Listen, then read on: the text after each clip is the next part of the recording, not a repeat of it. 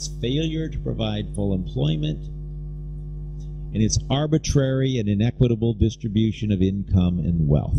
Okay. Sound familiar? Keynes then goes on to speculate about the future and what the solutions might be in the long run. He makes this famous remark about the euthanasia of the rentier, which economists never mention anymore. But the rentier is the capitalist qua capitalist. The rentier is the person that supplies the capital. Keynes felt this social function was going to disappear. His argument was capital will become so plentiful that the interest rate will drop to zero. These people will just sort of fade from the scene. It was clear you don't really need those people. And instead, he suggests, private capital markets would be replaced by communal savings through the agency of the state.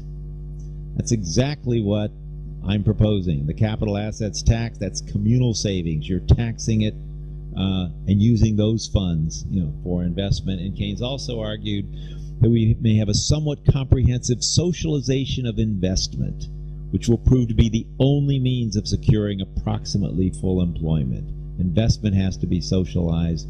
That's what I'm saying. We need social control of investment. Now, Keynes did not talk about workplace democracy, but he did talk about this issue of consumption versus leisure, not in the general theory. The general theory was published in 1936, but in an earlier essay entitled On the Economic Possibilities for Our Grandchildren, written in 1930, 1 year into the Great Depression. I got a quote from that I love. We shall use the newfound bounty of nature. These are the economic possibilities for our grandchildren, quite differently than the way the rich use it today, and will map out for ourselves a plan of life quite otherwise than theirs. What work there still remains to be done will be as widely shared as possible, 3-hour shifts or a 15-hour week. There will also be great changes in our morals. I see us free to return to some of the most sure and certain principles of religion and traditional virtue, that avarice is a vice, that the extraction of usury is a misdemeanor, and the love of money is detestable. That those walk most truly in the paths of virtue and sane wisdom, who take the least thought for the morrow. We shall honor those who can teach us how to pluck the hour in the day virtuously and well, the delightful people who are capable of taking direct enjoyment in things. Now, Keynes went on to say in that essay that the prevailing world depression, the enormous anomaly of unemployment, the disastrous mistakes we have made blind us to what is going on beneath the surface. Now, I want to say, in a sense, Keynes is wrong, because although that post-war social democracy looks pretty good to us now, that's not the promised land he was just talking about. On the other hand, if you read that essay, you realize he was using our grandchildren metaphorically. He specifically was talking about 100 years hence. Keynes was talking about 2030. Okay, so it has to raise the question as to whether, let me hold that for 1 second, whether there are things going on beneath the surface now that might portend a new world. And one coda to this. We've talked about Mondragon. For those of us that have been interested in this issue of democratic enterprises, this is, the place everybody looks to. This network of worker cooperatives started in the Basque region of Spain back in 1956. It now employs 100,000 workers. It's one of the most dynamic industrial powers in Spain, and it's got its research center and university and so on. It's tremendously interesting, exciting. No capitalists in Mondragon. Well, 6 months ago or so, this was a headline. Steelworkers form collaboration with Mondragon, the world's largest worker-owner cooperative. This was a press release.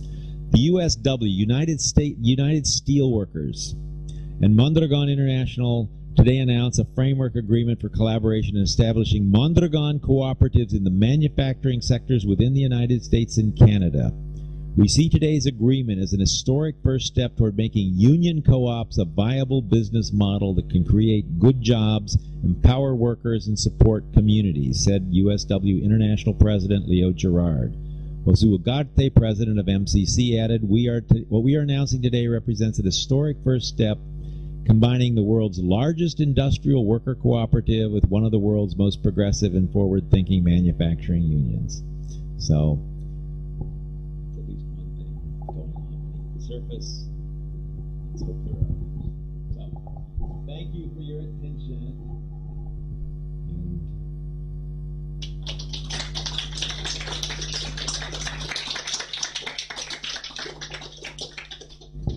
Open to whatever questions, comments.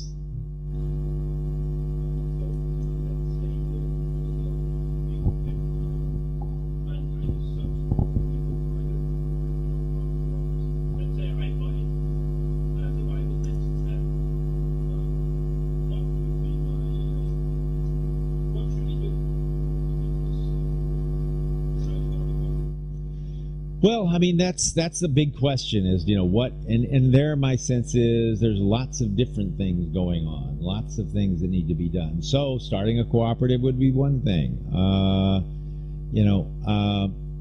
Pushing for such things, for example, in the United States, doing something about of public finance.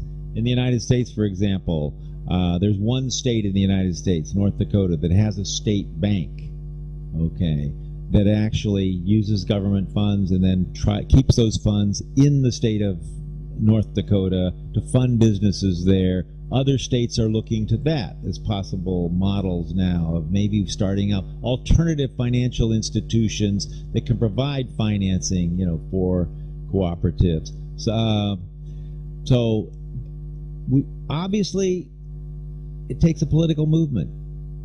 I mean, individuals can do certain things. Yeah, if you've got the resources and expertise, can start a cooperative. Yes, starting cooperatives are important, but it requires a political movement. It's going to require, you know, I mean, there's no question, you know, the power, you know, of capital is enormous, and this is something that is fundamentally challenging that.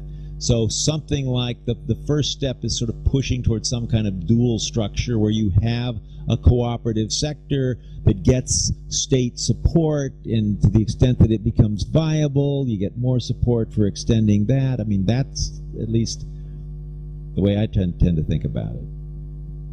Let's see, other people haven't talked, you know. Yes.